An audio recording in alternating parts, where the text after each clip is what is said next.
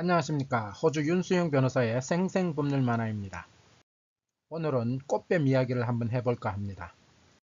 꽃뱀이란 영어로 골디거라고 하는데 사전적으로는 남자에게 의도적으로 접근하여 몸을 맡기고 금품을 우려내는 여자를 뜻합니다.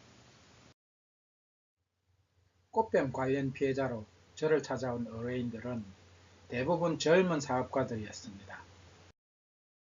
사실 현실적으로는 꽃뱀에게 당하는 남자보다 성희롱이나 성추행으로 당하는 여자가 훨씬 더 많지요.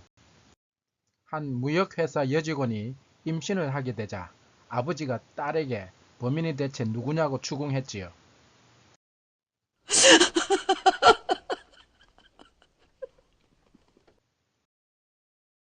사장의 아이를 가졌다는 말에 당장 만나러 가자고 그랬죠. 시집도 안 간 딸을 이렇게 해놓고 이제 어떻게 책임질 거요? 라고 하면서 아버지는 단호하게 사장에게 따졌답니다. 다행히 이 사장은 양심이 있었던지라 자신이 모든 책임을 지겠다고 말을 했죠. 그러자 아버지는 유부남이 어떻게 책임을 지느냐고 반문을 했죠. 사장은 아버지에게 사과하며 돈으로 보상하겠다고 제안하였습니다. 한번 들어볼까요? 이렇게 하시죠. 저희 부부에게 아직 아이가 없으니 따님의 아이를 제가 입양하도록 하겠습니다. 위로금으로 아들을 낳으면 1억을 드리고 딸을 낳으면 5천만 원을 드리겠습니다. 돈에 눈먼 아버지는 금액에 깜짝 놀랐죠. 잠시 뒤 아버지는 걱정스러운 얼굴로 말했지요. 혹시 우리 딸이 유산이라도 하면 한 번 더 기회를 주시겠습니까? 꽃뱀 역시 대부분 이러한 고용관계에서 발생하죠. 즉 대부분 고용주와 둘만의 시간이 쉽게 조성될 수 있는 환경에서 발생했고, 젊은 여성이 노골적인 신체 접촉을 유발하면 처음엔 거절하기 마련이지만 우연한 기회에 술자리를 함께 가지면서 다소의 진한 스킨십이 자연스럽게 발생하게 되죠. 다음날 술이 깨면 어젯밤 술자리에서 무슨 짓을 한 줄 아세요? 처자식 있는 사람이라면 당연히 가정에 알려질까봐 겁이 나겠지요. 그래서 여성의 마음을 달래려 사과를 하면 할수록 집착하면서 결국 돈을 요구하는 것이 전형적인 수순이지요. 호주나 한국이나 꽃뱀을 고소하여 형사처벌하기란 쉽지 않습니다. 대부분 증거가 충분치 못하기 때문이지요. 꽃뱀에게 적용될 수 있는 형법은 기껏해야 사규제입니다. 한국의 형법 제26조는 사람을 기망하여 재물의 교부를 받거나 재산상의 이익을 취득한 자는 10년 이하의 징역 또는 2천만 원 이하의 벌금에 처한다 라고 되어 있습니다. 호주법상 사기죄도 한국과 크게 다르지 않습니다. Any person who, with intent to defraud, by deceit or any fraudulent means so as to gain a benefit directly or for another person, or cause detriment to any person or organization directly or indirectly.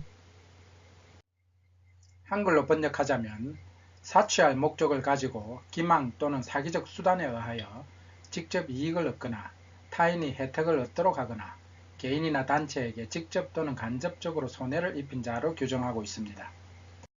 2017년 한국 호식이 2마리 치킨 최 회장과 여직원 사건이 생각납니다. 우리 근처 식당에서 점심이나 할까? 네, 알겠습니다. 두 사람은 식사 후 근처 호텔로 향했지요. 최 회장 말에 따르면 여직원이 식사 중 머리가 아프다고 하여 호텔에서 좀 쉬라고 방을 잡아주려고 했다네요. 그렇지만 아래 CCTV에 잡힌 영상에서는 상황이 이해가 안 돼요. 여성은 급히 택시를 잡아 도망가려고 하고 최 회장은 뒤따라 나와 여성을 붙잡으려고 하고 있지요. 이 여성은 곧바로 강남경찰서로 가서 최 회장을 성추행 혐의로 고소를 했지요.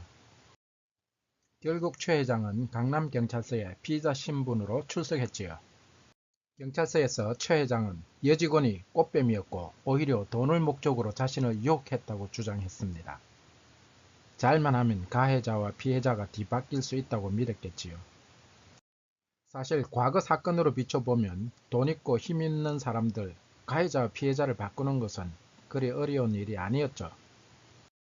그 유명한 정윤의 문건 유출 사건도 애꿎은 사람들만 잡았던 것 기억하시죠? 최 회장도 그걸 노렸는지 모르죠.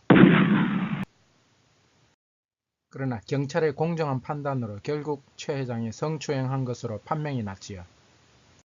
호주법으로 보자면 성적 접촉을 한 사실만 입증되면 최 회장이 아무리 변명해도 사장과 직원의 관계 때문에 소용없습니다.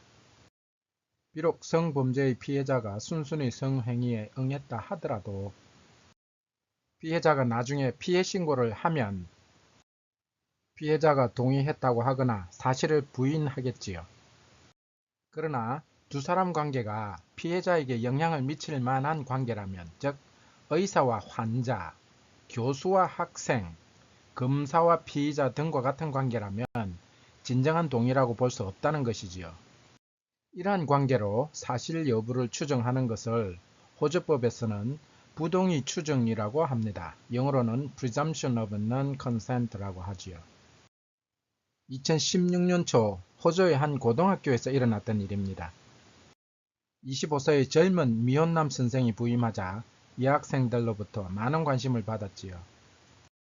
사이먼 반 학생 중 캐시라고 부르는 예쁘게 생긴 여학생이 하나 있었습니다.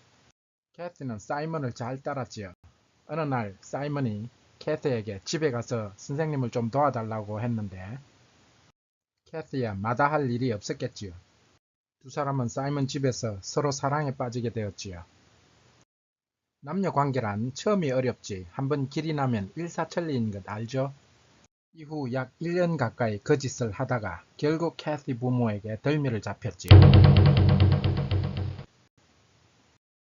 학교에서는 사이먼을 즉시 경찰에 고발했습니다. 호주 학교는 이와 같은 불법한 일이 발생할 경우 관련 기관에 통보할 의무가 있지요. 사이먼은 법원에서 서로 진정으로 사랑했다고 항변했지요. 그러나 호주 법원은 15세 미성년자인 캐시가 진정으로 사이먼과의 성관계에 동의했다고 보지 않았습니다. 판결문의 일부를 한번 들어볼까요? If a teacher became sexually involved with a student, jail must be the consequence to ensure parents could be confident their children were being properly cared for at school. 번역하자면 만일 교사가 학생과 성적으로 개입되어 있다면 징역형이 내려져야만 한다. 그래야 학부모들은 학생들이 학교에서 적절한 보살핌을 받고 있다는 확신이 들 것이다. 이러한 판결을 내린 이유는 바로 교사와 학생이란 관계 때문이지요. 꽃뱀 이야기하다 여기까지 왔는데 남성들이여 자기 영향력 아래에 있는 여자를 대할 때 아이든 어른이든 각별히 주의할지어다. 이번 강의 도움이 되었나요? 조금이라도 유익한 면이 있었다면 꼭 잊지 말고 구독 버튼과 좋아요 부탁드립니다. 그럼 다음엔 더욱 알찬 정보로 다시 찾아뵙겠습니다. 안녕히 계세요.